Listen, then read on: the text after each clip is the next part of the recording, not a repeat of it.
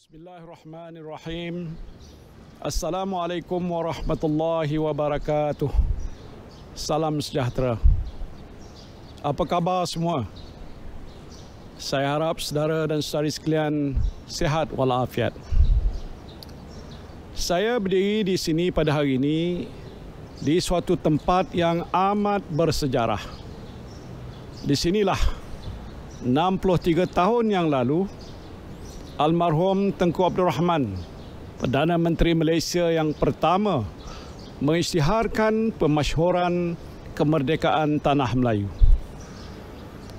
Pada pagi tanggal 31 Ogos 1957, di tempat yang amat bersejarah ini, almarhum Tengku dengan disaksikan puluhan ribu rakyat yang berbilang kaum dan agama mengisytiharkan persekutuan Tanah Melayu. Dengan limpah rahmat Allah Subhanahu wa taala akan kekal menjadi sebuah negara demokrasi yang merdeka dan berdaulat serta berdasarkan kebebasan dan keadilan dan senantiasa menjaga dan mengutamakan kesejahteraan dan kesentosaan rakyatnya dan mengekalkan keamanan antara segala bangsa. Itu disebutkan oleh Tengku. Inilah yang diungkapkan oleh almarhum Tengku Abdul Rahman yang disusuli dengan laungan keramat merdeka. Pengisytiharan ini membuka lembaran baru kepada tanah air kita sebagai sebuah negara yang merdeka, bebas dan berdaulat. Setelah dijajah selama ratusan tahun, kita mendapat kembali hak sebagai bangsa yang bermaruah. Kita dapat menentukan nasib diri kita, bangsa kita dan negara kita sendiri tanpa dibelenggu oleh mana-mana kuasa lain. Kemerdekaan adalah suatu nikmat besar kepada kita semua. Seperti mana yang disebut oleh almarhum Tengku Abdul Rahman dalam pemasyhuran kemerdekaan di sini 63 tahun yang lalu, negara kita ini hendaklah kekal merdeka dan berdaulat dan seluruh rakyatnya aman, sejahtera dan sentosa selama-lamanya. Inilah amanah besar yang mesti dipikul oleh saya dan saudara-saudari semua. Kita mesti kekalkan kemerdekaan negara kita. Kita mesti pertahankan kedaulatan negara kita. Kita mesti pelihara keamanan negara kita. Kita mesti tegakkan keadilan dan pelihara kebebasan rakyat. Kita mesti pastikan seluruh warga tanah air tercinta ini sejahtera dan sentosa selama-lamanya. Alhamdulillah, kita telah menempa kejayaan dan kemajuan sebagai sebuah negara yang merdeka dan berdaulat. Dari sebuah negara yang mundur suatu ketika dahulu, kita telah menjadi sebuah negara yang maju dalam pelbagai bidang. Kita juga bersyukur negara kita kekal aman dan damai dengan perpaduan rakyat berbilang kaum dan agama. Dari Perlis hinggalah ke Sabah, tidak kira Melayu, Cina, India, Sikh, Kadazan, Dusun, Bajau, Iban, Murud, Melanau, Siam, orang asal. Kita bersatu hati dan berbangga menjadi rakyat Malaysia. Ini adalah pencapaian kita, pencapaian saudara dan saudari semua. Namun cabaran yang kita hadapi juga amat besar. Negara kita mesti terus dibangunkan untuk menjadi sebuah negara maju yang hasil kemajuannya dapat dinikmati oleh seluruh rakyat secara nyata. Kemajuan yang saya maksudkan bukan hanya dari segi angka-angka pertumbuhan ekonomi, indeks bursa saham, jumlah pelaburan langsung asing dan domestik, tetapi sumber pendapatan dan kualiti hidup setiap seorang daripada saudara-saudari sekalian. Angka-angka pertumbuhan ekonomi hanya akan bermakna apabila saudara dan saudari mempunyai sumber pendapatan yang mencukupi, kediaman yang selesa, pendidikan yang sempurna, kesihatan yang baik, alam sekitar yang lestari dan keselamatan yang sentiasa terpelihara untuk menjalani kehidupan yang bahagia dan sejahtera. Saya tahu tidak semua rakyat di negara ini bernasib baik. Ada yang terpaksa melakukan 2-3 pekerjaan untuk menyara kehidupan keluarga. Ramai yang tidak mempunyai simpanan yang mencukupi untuk meneruskan kehidupan sekiranya terputus mata pencarian. Mungkin ada yang boleh bertahan selama sebulan atau 2 bulan. Tetapi lebih daripada itu, mereka terpaksa berhutang dan bergolok bergadai untuk hidup. Saya sedar tentang perkara ini.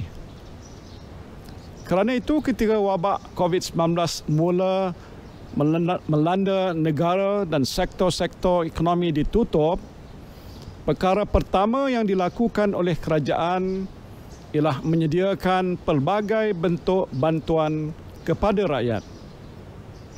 Kita sediakan bantuan prihatin nasional, moratorium bayaran pinjaman bank, bantuan kemudahan khas untuk perusahaan kecil dan sederhana, subsidi upah dan lain-lain bentuk bantuan berjumlah 260 bilion ringgit keseluruhannya untuk meringankan beban yang ditanggung oleh rakyat. Alhamdulillah, pelbagai bantuan yang disediakan sedikit sebanyak dapat meringankan beban rakyat di waktu susah. Namun sepanjang tempoh Perintah Kawalan Pergerakan dilaksanakan, saya diberitahu oleh Governor Bank Negara, Malaysia kerugian 2.4 bilion ringgit sehari dan ekonomi negara kita akan runtuh jika sektor-sektor ekonomi kita tidak dibuka semula dengan kadar segera. Saya amat risau dengan keadaan itu. Jika ia tidak ditangani dengan baik, ramai yang akan kehilangan pekerjaan dan mata pencarian. Kesannya amat buruk kepada saudara-saudari sekalian. Kerana itu, kerajaan memutuskan untuk membuka semula sektor-sektor ekonomi negara secara bertahap. Di samping itu, untuk membantu memulihkan ekonomi, kerajaan kita melaksanakan Pelan Jana Semula Ekonomi Negara atau PENJANA yang berjumlah 35 bilion ringgit. Alhamdulillah, hari ini sektor-sektor ekonomi negara kita telah mula rancak dengan lebih 15 juta pekerja telah kembali bekerja. Kadar pengangguran mengalami tren pengurangan daripada 5.3% pada bulan Mei 2020 kepada 4.9% pada bulan Jun.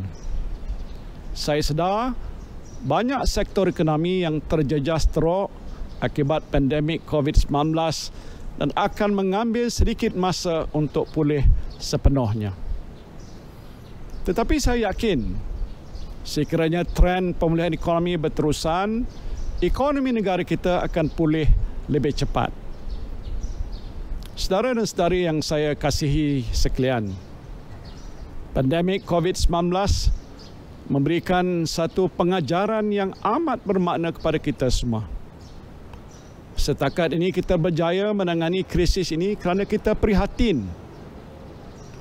Para frontliners kita bekerja siang dan malam melawan wabak COVID-19 kerana mereka semua prihatin. Para sukarelawan sedia membantu mengagihkan bantuan makanan, menyediakan peralatan perlindungan peribadi dan lain-lain kerana mereka juga prihatin. Saudara dan saudari juga mematuhi SOP yang ditetapkan oleh kerajaan untuk melindungi diri, keluarga dan orang sekeliling kerana saudara dan saudari semua prihatin. Kita rakyat Malaysia prihatin terhadap satu sama lain. Bagi saya secara peribadi sebagai pemimpin kerajaan, sebuah kerajaan yang baik mestilah senantiasa prihatin kepada rakyat. Kebajikan rakyat mesti diutamakan. Yang susah dibantu, yang lemah dipapah. Itulah lambang keprihatinan kerajaan kepada rakyat. Saya ingin tekankan Kerajaan Perikatan Nasional adalah kerajaan prihatin rakyat. Saya berikrar untuk menjadikan prihatin rakyat sebagai prinsip panduan utama Kerajaan Perikatan Nasional. Prinsip ini telah pun diterjemahkan dalam pakej rancangan ekonomi yang telah diumumkan oleh kerajaan sebelum ini. InsyaAllah prinsip prihatin rakyat juga akan diterjemahkan dalam Belanjawan 2021 dan apa jua dasar inisiatif dan pakej rancangan ekonomi pada masa hadapan. Walaupun kerajaan berada dalam situasi yang sukar, kebajikan rakyat tidak akan diabaikan.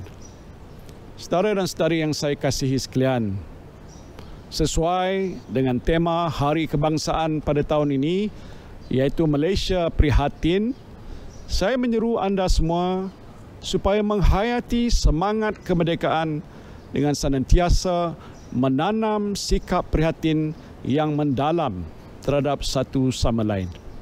Prihatinlah terhadap keluarga kita, sahabat kita, jiran kita, pekerja kita dan semua insan yang berada di sekeliling kita. Prihatin jugalah kepada tanah air kita. Jagalah kemerdekaannya, pertahankanlah kedaulatannya, peliharalah keamanannya. InsyaAllah tanah air kita yang tercinta ini akan kekal merdeka, bebas dan berdaulat selama-lamanya. Di kesempatan ini saya ingin mengucapkan selamat menyambut Hari Kebangsaan ke-63 kepada anda semua. Merdeka! Merdeka! Merdeka! Merdeka!